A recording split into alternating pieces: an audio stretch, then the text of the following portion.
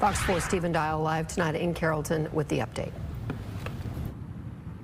The Dallas DEA special in charge told me that these fentanyl-related arrests are making a difference in breaking down these criminal organizations that have a grip in North Texas.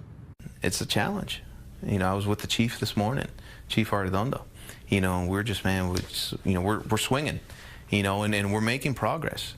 But it's always hard. On the same day, federal authorities announced a fourth arrest related to the deadly drug sales in Carrollton. A student at R.L. Turner High School became unresponsive after ingesting a pill requiring a dose of a life-saving drug called Narcan.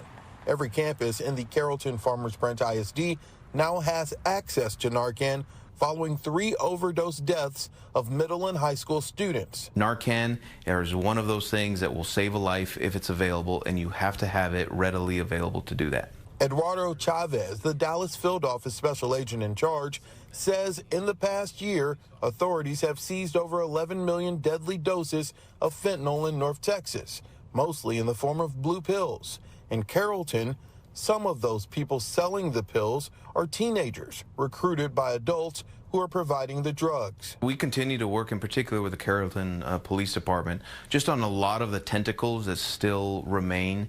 You know, you don't know how widespread a particular organization, you know, might have their grips on an area or on a city for that matter. Last month, federal authorities arrested 3 people, 22-year-old Jason Villanueva, 21-year-old Luis Navarrete, and 29-year-old Magali Cano, in connection to a series of overdoses at R.L. Turner High School and 2 middle schools. Last week, authorities arrested 20-year-old Donovan Andrews, accusing him of capitalizing off those previous arrests.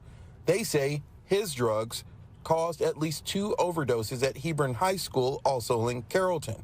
Authorities say he advertised them on social media and victims paid him with Cash App. It's not necessarily, I would say, one particular social media application or not.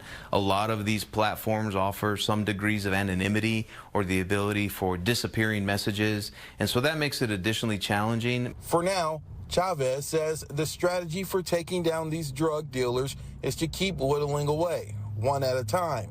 He says it's a slow process, but one that can hopefully lead to bigger results. It tends to be a little bit of a freelance market. Once we start connecting the dots, that's where you a lot of times see common threads. You do see maybe a common individual sitting at the top that is organizing it. It is not a microwave dinner where we'll have answers in 30 seconds or less, you know, but it's something where we continue sort of that slow cooker process of being able to identify some of these other individuals and keep following it along. The Carrollton Farmers Branch ISD superintendent met with at least one family member of a victim who died from overdosing. That was a student in the district. The district sent us a statement this afternoon and basically said that they are continuing to come up with new strategies to fight this problem and work with parents and the community in doing that. All right, Stephen.